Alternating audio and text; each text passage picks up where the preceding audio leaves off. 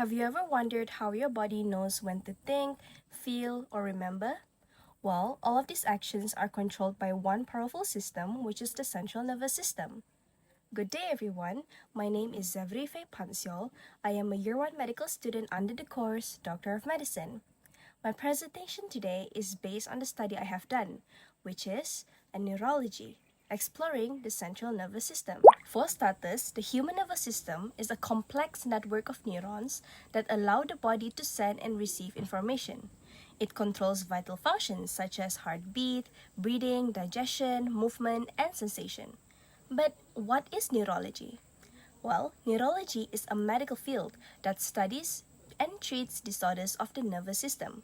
So, in this study today, we will be focusing on the anatomy, physiology, and biochemistry of the central nervous system, along with the examples of diseases and the advanced technology used to treat neurological issues, as well as the specialists that contributed a lot to the field. Now we will move on to the anatomy and physiology of the brain and spinal cord. So the human nervous system has two main systems, which are central nervous system and peripheral nervous system. Today, we will focus on the central nervous system, which consists of the brain and spinal cord. For brain, it is divided into left and right hemisphere. The left hemisphere is more dominant in language, logic, and mathematical abilities, while the right hemisphere is involved in artistic musical situations. Cerebral cortex is the outermost layer of the brain. The cortex is divided into four lobes, which are frontal lobes, parietal lobes, occipital lobes, and temporal lobes. Frontal lobe is separated from parietal lobe by the central sulcus, and from the temporal lobe by lateral fissure. It has posterior and anterior parts. The posterior part of frontal lobe is directly anterior to the central sulcus. The precentral gyrus contains primary motor cortex, which controls voluntary movements. The inner or middle part controls lower extremities, middle part controls upper extremities, and outer or lower part controls facial movements. The anterior part of the frontal lobe, there is a prefrontal cortex, which controls higher order cognitive processes, like decision-making, personality, and social behavior. The frontal lobe is also divided by superior and inferior frontal sulci into superior, middle, and inferior frontal gyri.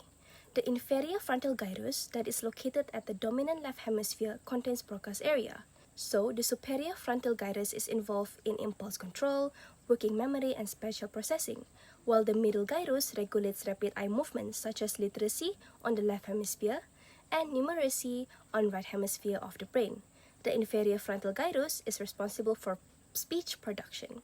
Posterior to the central sulcus, there is parietal lobe that is separated by occipital lobe by the parieto-occipital sulcus.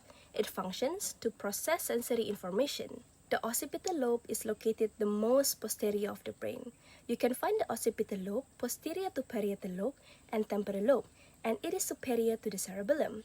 So, it forms the rearmost part of cerebrum and being protected by the occipital bone. It is responsible for visual processing, where retina receives input, integrates it with previous visual experience to interpret and recognize visual stimuli. The last lobe of the frontal lobe is the temporal lobe. It is located inferior lateral part of the cerebrum, behind our temples. It is inferior to the lateral fissure and anterior to the occipital bone. Temporal lobe is the opposite to occipital lobe because it controls auditory processing instead. Sound waves will stimulate mechanoreceptors in our cochlear hair cells that will generate nerve impulses, which is then transmitted in auditory cortex, so sound can be perceived and interpreted. Thalamus and hypothalamus is part of the diencephalon, which is the branch of the forebrain. Thalamus is found in the deep center of the brain, sitting above the brainstem and below the cerebral cortex. It is used to receive afferent impulse from sensory receptors, process sensory information, and send to appropriate regions of the cerebral cortex. In other words, it helps to regulate sleep and levels of consciousness. Hypothalamus is found at the ventral region of the brain, superior to the pituitary gland and inferior to the third vertical. Hypothalamus signals from many afferent areas of the brain, then it will releasing and inhibiting hormones. These hormones act on the pituitary gland, which then regulates the activity of the thyroid gland, adrenal glands, and reproductive organs. Also, it influences growth, fluid balance, milk production, and other vital body functions. The hindbrain contains medulla oblongata and pons. The medulla oblongata is the most caudal part of the brainstem, and it merges at its most caudal end with the spinal cord. It is responsible for autonomic function, particularly monitoring and regulating respiration through chemoreceptors that detect changes in blood chemistry. It will also regulate blood pressure, heart rate, and cardiac contractions, controlling vital reflexes like vomiting, swallowing, coughing, and sneezing. Next, the posterior surface of the pons consists of fourth ventricle, efferents, which forms most of the roof of the fourth ventricle.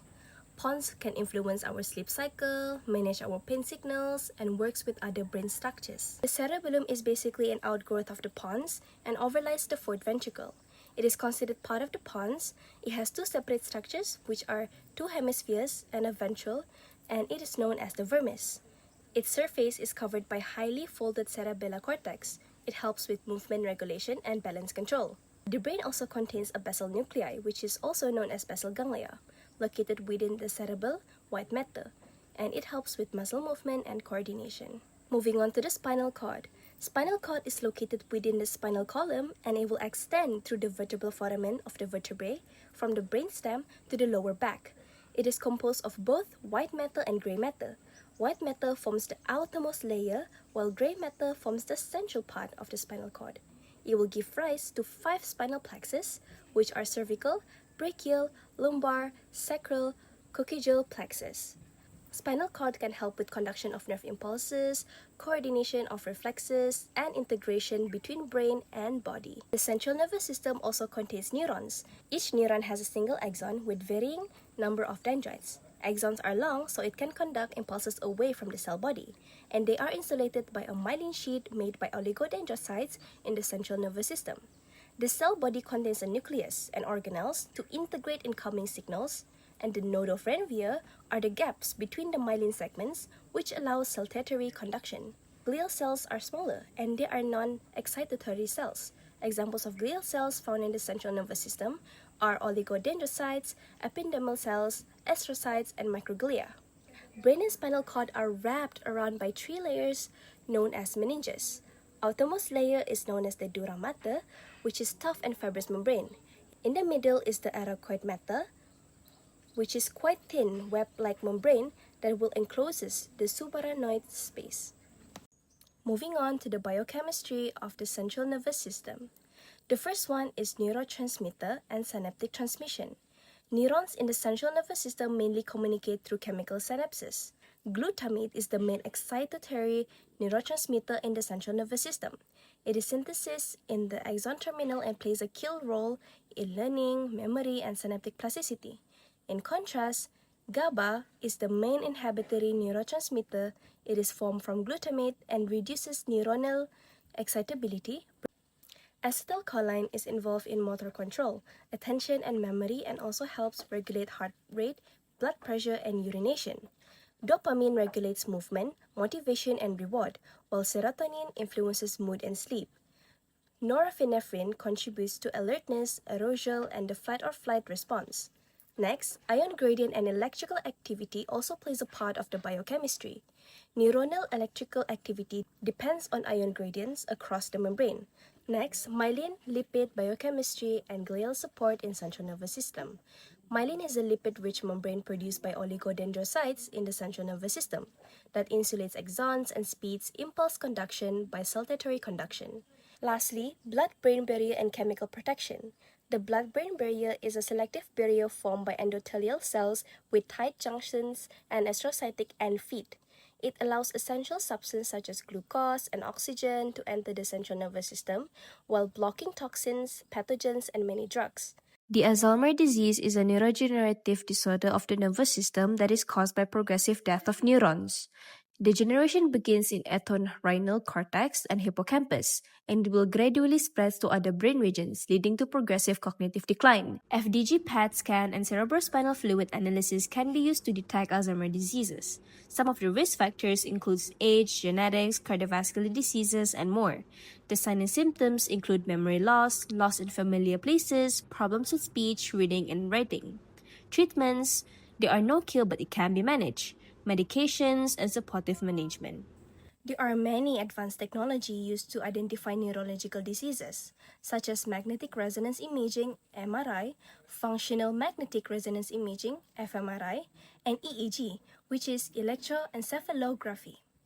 MRI uses strong magnetic fields and radio waves to create detailed images of body structures, and MRI does not use X-rays.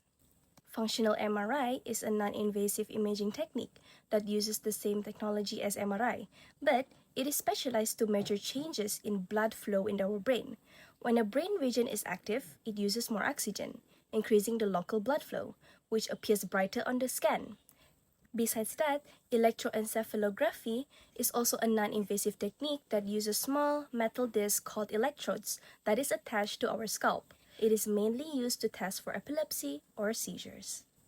Now let's move on to the specialist that contributes a lot to the field. It is Dr. Oliver Sacks, or his full name is Oliver Wolf Sacks. He is a British-American neurologist and also an author. Some of his famous books are The Man Who Mistook His Wife for a Hat, Awakenings, and An Anthropologist on Mars. He is known for humanizing neurology through patient story. One of his most incredible journey is treating encephalitis lethargica patients using L-DOPA. So, he wrote this unforgettable journey in his book called Awakenings. In conclusion, the central nervous system plays a vital role in controlling and coordinating all body functions. This study has helped me expand my knowledge regarding neurology, mainly the central nervous system. It has also deepened my interest in pursuing neurology in the future. I am truly grateful to all the sources that supported me during my research, including books and online sources, as well as the people who helped me throughout this journey. I would especially like to thank Dr. Zainal for guiding us through this process and supporting us in completing this study successfully.